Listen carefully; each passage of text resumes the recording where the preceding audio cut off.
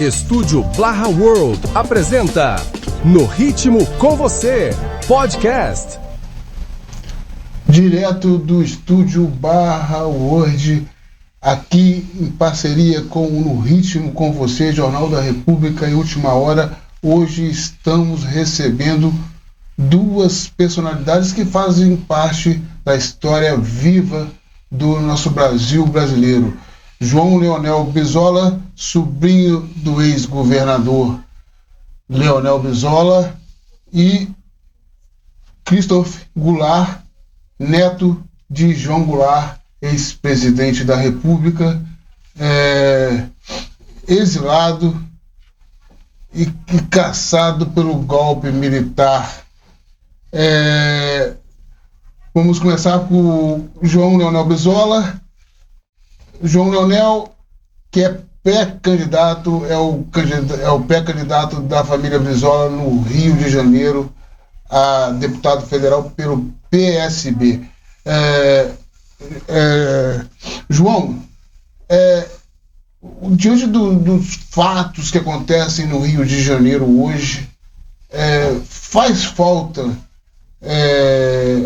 um pouco de ideologia, um pouco de trabalhismo, porque a gente vê aí, passa governo, sai governo e continua a mesma coisa de sempre. Governador preso, impeachmentado, renunciando. O que falta para se construir novamente os tempos de glória, como foi na época do governador Leonel Brizola? Na verdade, Ralph, o Brizola tinha uma trajetória política que a gente conhece de longa data. O Brizola foi um homem perseguido pela ditadura militar, volta ao Brasil e aqui se instala no Rio de Janeiro, sendo governador do estado. E aqui ele fez a trajetória que ele sempre fez na vida. Brizola foi um homem honrado, foi um homem que a sua história é ilibada e ele conseguiu fazer no Rio de Janeiro um governo honesto. Veja que a imprensa da época, principalmente a Rede Globo, tentou de todas as formas achar meios de demonstrar alguma coisa errada na vida do Brizola e realmente não conseguiu fazer. Brizola teve um governo que teve sempre suas contas aprovadas e trabalhou pelo Rio de Janeiro de uma forma eficaz, tanto na questão da educação, quanto na questão da segurança pública, uma vez que ele não permitia que a polícia, os órgãos de repressão do Estado, subisse o morro simplesmente para buscar dinheiro ou simplesmente para matar alguém para dizer que fez uma grande operação. Brizola era um homem que tinha essa visão. No governo do Brizola, nós sabemos que às vezes faltava recurso para um órgão ou outro, mas para a educação nunca faltou.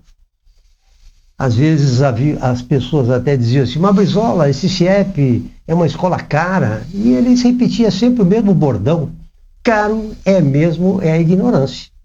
Então, o governo do Brizola fez muita coisa na área da educação, teve as suas contas aprovadas, foi um dos governadores que não foram presos nessa leva, nunca conseguiram dizer absolutamente nada a respeito de algum erro do Brizola.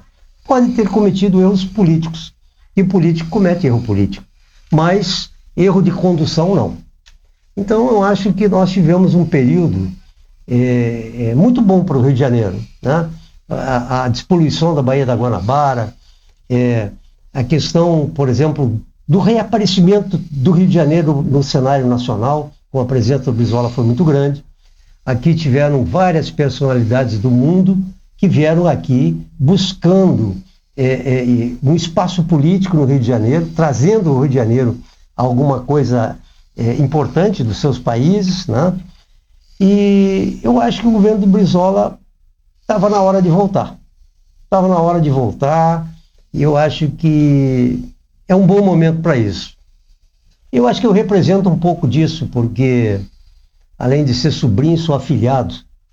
E tenho uma grande responsabilidade nessa representação, de representar a família Brizola nesse processo. E eu acho que carrego comigo essa responsabilidade. E o Brasil parece que tem medo de reviver a sua história, a sua própria história. E por isso é importante a vinda do Christopher Goulart, que está lançando esse livro amanhã no Instituto dos Advogados do Brasil. Esse livro que conta um pouco da sua visão sobre o que aconteceu. E existe um mistério aí sobre a morte de João Goulart, que está sendo relatada nesse livro. Conta um pouco para a gente da história desse livro, Christopher Goulart. Claro, Breno. Obrigado pela atenção, enfim, pelas palavras. Esse livro eu lancei ele em agosto de 2025, no Rio Grande do Sul, Porto Alegre. E essa é o primeiro ato, o primeiro evento que eu faço fora do Rio Grande do Sul. Muita felicidade de estar aqui com meu primo, João Leonel, que é o nosso representante aqui no Rio de Janeiro, aqui nos representa, enfim. Né? Além de termos um vínculo familiar, ele também foi decisivo na elaboração desse ato que vai acontecer, como você muito bem falou, no Instituto dos Advogados Brasil, né? Dia 16 às 16h30. Né? Mas esse livro eu não escrevi o livro para fazer uma biografia do meu avô, porque nisso já tem outros autores que certamente fizeram ou fariam muito melhor do que eu. Acho que eu não estaria sendo nada original se eu fizesse algo nesse sentido. O que eu me propus a fazer? Eu quis colocar para o leitor, através de uma dinâmica humanista, crítica, que são as minhas características principais, né? Eu sou escritor, claro, sou advogado, sou músico, então sempre me pautei muito pela sensibilidade cultural, e de um tempo para cá eu procurei explorar mais isso. Eu ocupei vários cargos públicos no Rio Grande do Sul, mas hoje eu me sinto no meu melhor papel, na minha melhor versão, que é transmitindo a mensagem política através da cultura. Entende? Porque aí eu acredito que a gente adquire uma dimensão diferente, né? Eu tenho experiência em função da minha família, né? Você muito bem falou, o meu avô foi perseguido político número 1 da ditadura militar, eu nasci no exílio. Até para mim, é umas coisas interessantes, porque coisa simples, sabe, Ralf? Até vou te dar um exemplo. Normalmente as pessoas, é natural que perguntem de onde você é, certo? Uma pergunta simples, né? Normal, onde você nasceu. Todo mundo tem uma facilidade de responder isso. E até isso eu entendi da dificuldade que eu tinha de poder responder isso. E aí parecia que eu estava querendo me exibir, né? Por quê? Porque eu nasci na Inglaterra em função do golpe militar. Eu digo nesse livro que meu nascimento foi em 76. Mas a minha vida começou em 64. Por quê? Porque o golpe de 64 pautou meu destino. Porque meu pai, pequenininho, João Vicente Goulart, conheceu minha mãe no Uruguai. Minha mãe é Zulma Stella Katz. Eu adquiri a nacionalidade uruguaia, quer dizer, digamos assim, geneticamente eu sou 50% uruguaio e 50% brasileiro. Mas eu nasci na Inglaterra, porque em 76 meu avô estava na Argentina, que foi o período de maior repressão e ditadura mais sangrenta, né, que era do general Videla. E meu avô já tinha sido, inclusive no seu escritório político, já tinham ido atrás, amigos dele, pessoais como o seu Mar Michelini, Gutierrez Ruiz, foram brutalmente assassinados, que eram uruguaios. Então meu avô mandou meu pai e minha mãe para a Inglaterra, meu pai com 19 anos, minha mãe com 18, foi uma maneira de proteger a família. Aí, eu acabei que eu nasci lá, 5 de outubro de 76, qual é a câmera que a gente, aquela ali? Essa aqui, ó, é a única foto que eu tenho com ele. No dia do meu nascimento, uma Polaroid. 2 meses depois ele faleceu. E quis o destino que a primeira foto da minha vida seja a foto mais importante de toda a minha vida, que é que pauta a minha vida. Porque isso aqui, claro que carrega, né, um peso grande. Mas como eu te disse, o livro, Ralf, ele marca um diferencial na minha vida. Porque a partir daqui eu consegui contar de fato quem é o Christopher. Eu sou o protagonista dessa história, não é o meu avô. Claro que está diretamente relacionado com o meu avô. Mas a partir daqui eu consegui mostrar quem é o Christopher. E aí eu acho que a gente consegue transmitir uma mensagem, né, para os leitores, que com certeza hoje eu tenho muito claro que a minha principal forma de transmitir algo para as pessoas é através da cultura. João, O Rio já foi o tambor do Brasil. Aqui estavam todos os ministérios, o Brasil era comandado pelo Rio, e hoje o Rio virou um laboratório de fracasso na política brasileira.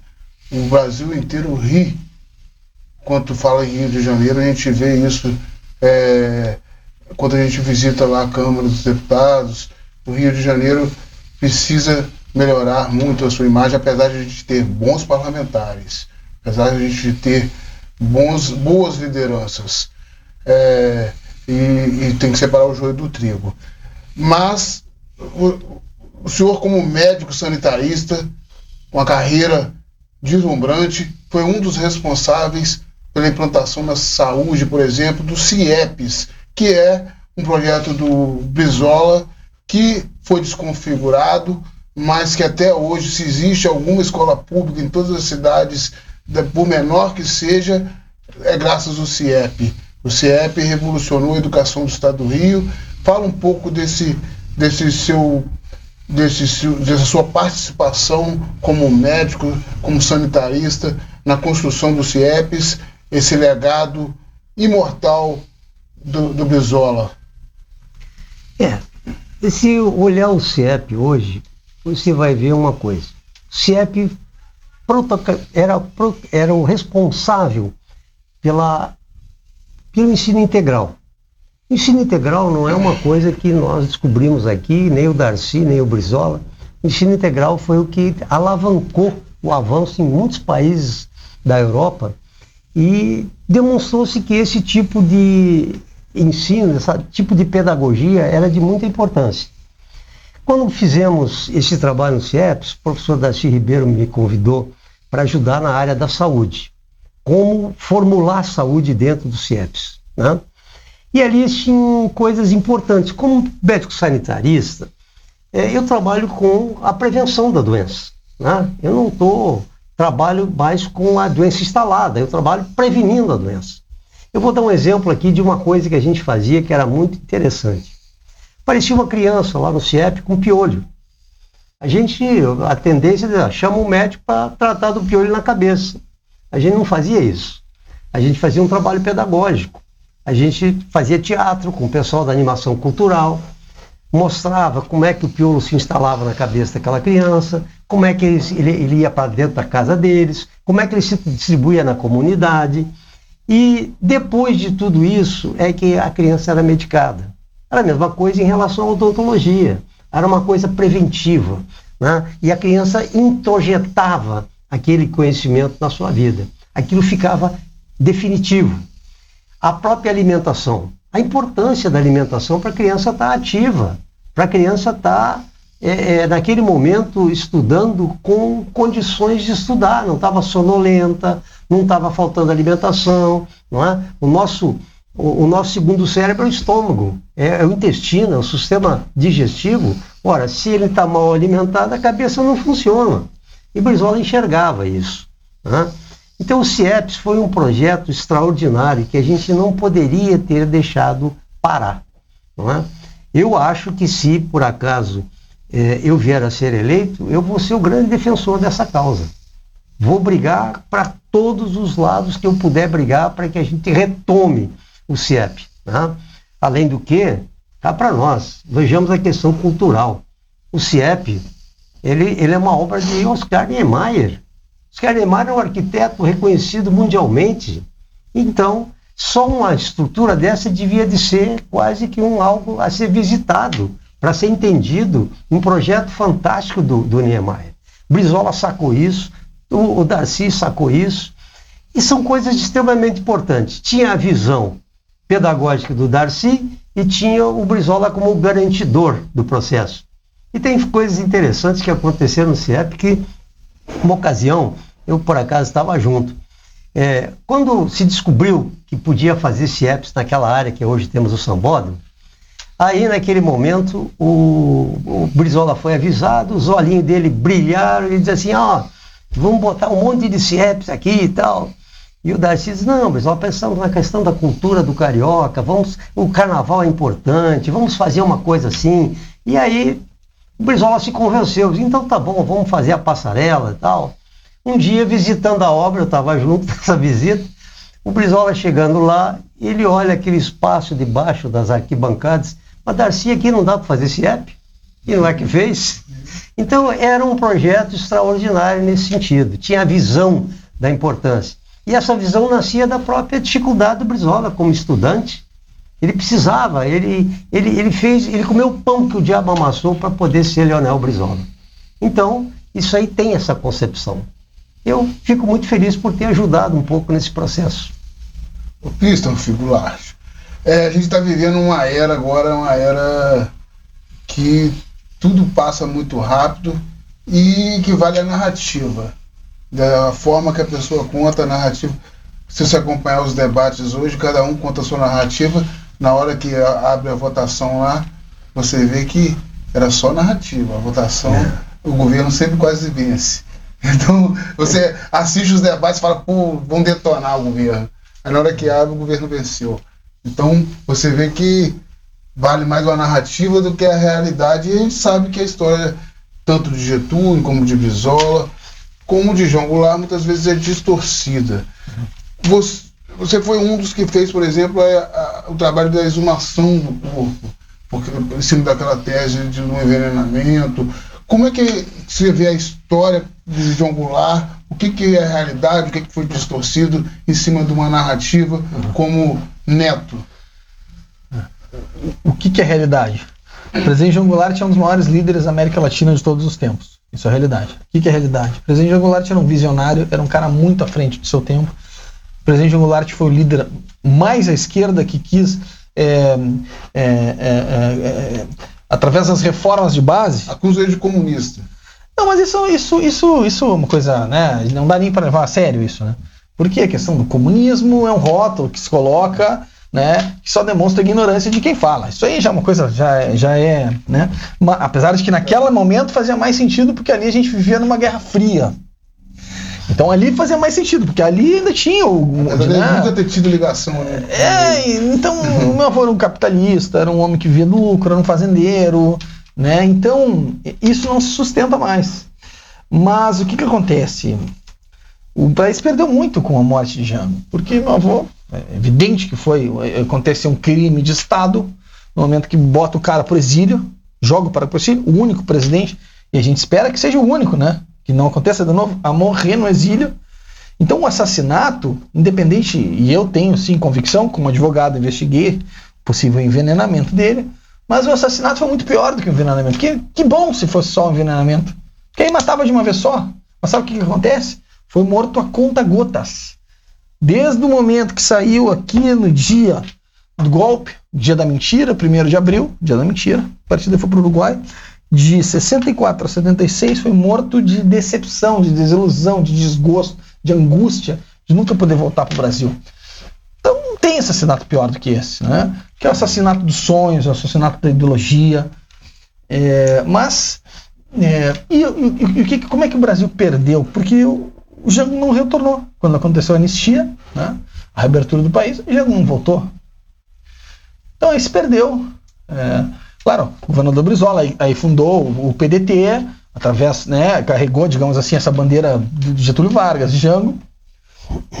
Mas a presença de Jango nunca mais aconteceu. Então hoje a diferença, muito embora eles não tinham tanta diferença de idade, né?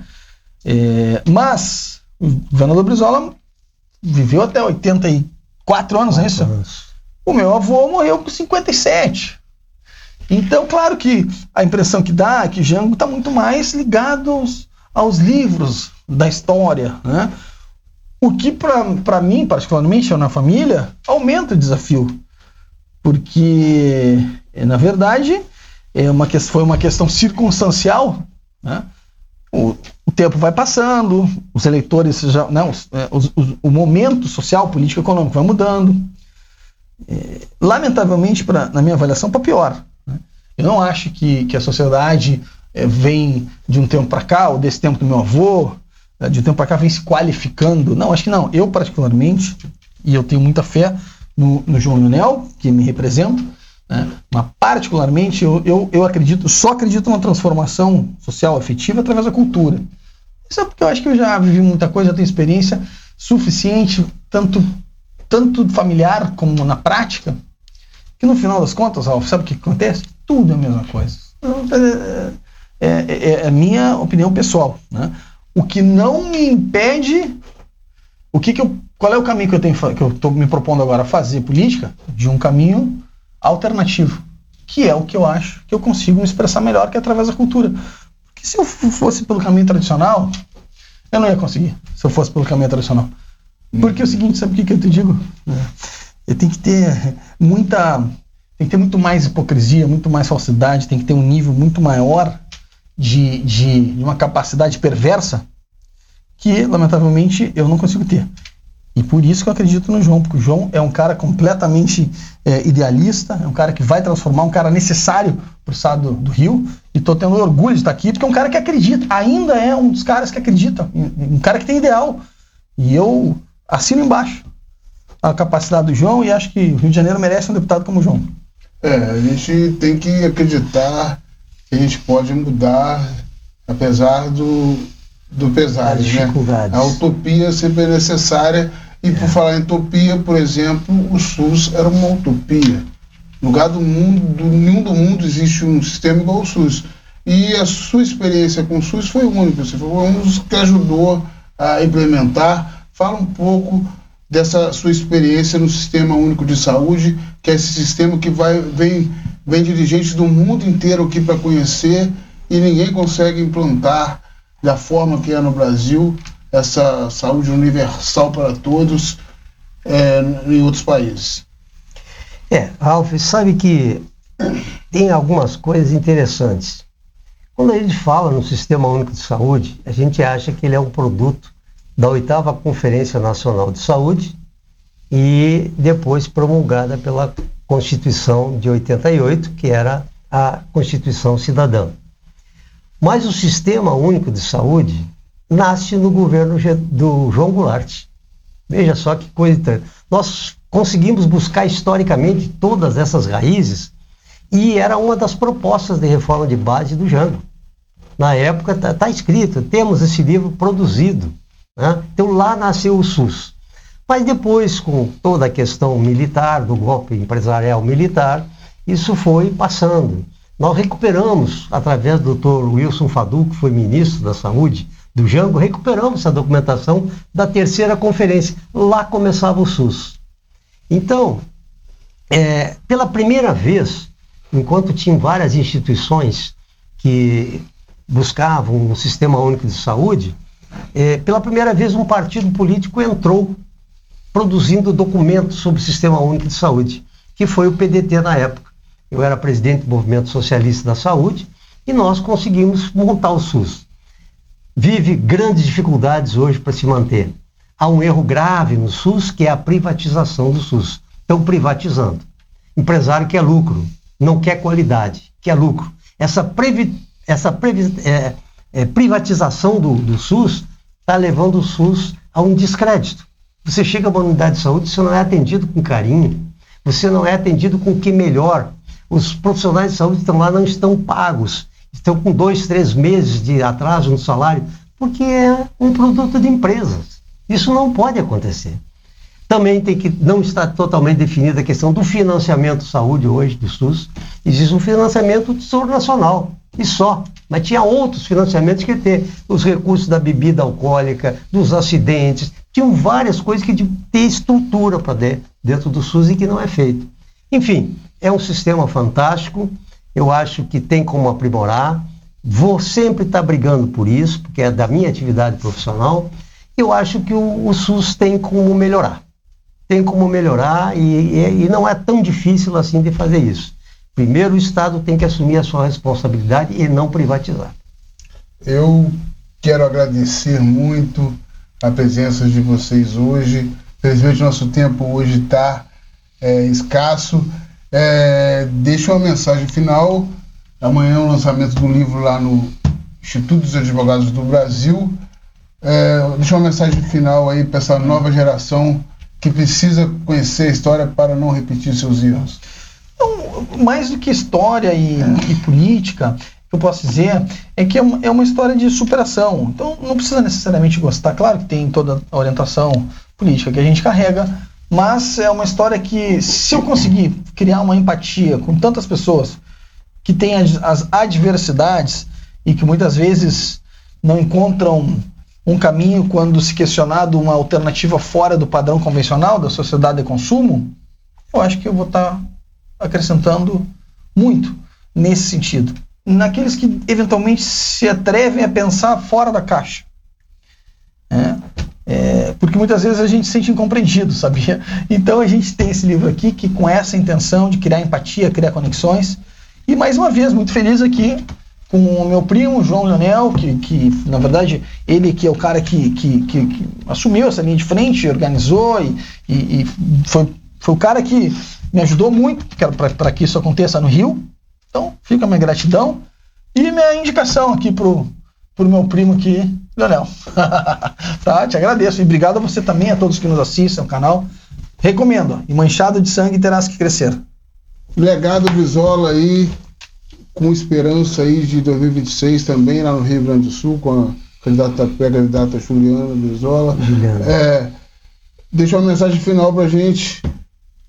Alf, eu só tenho a agradecer a oportunidade de falar sobre 2 temas que são paixão da minha vida, que é a saúde, somente a saúde pública, e também a questão da educação, com a qual eu participei bastante. E vejo nessa oportunidade uma chance de refazer a memória dessa grande liderança que foi Leonel Brizola. Esse resgate da história do Brizola eu pretendo fazer. Quero ver se eu consigo ser feliz nisso. Vou lutar por isso. Assim seja. Muito obrigado. Última hora, no ritmo com você, em Jornal da República, notícia levada a sério. Estúdio Barra World apresentou No Ritmo com Você Podcast.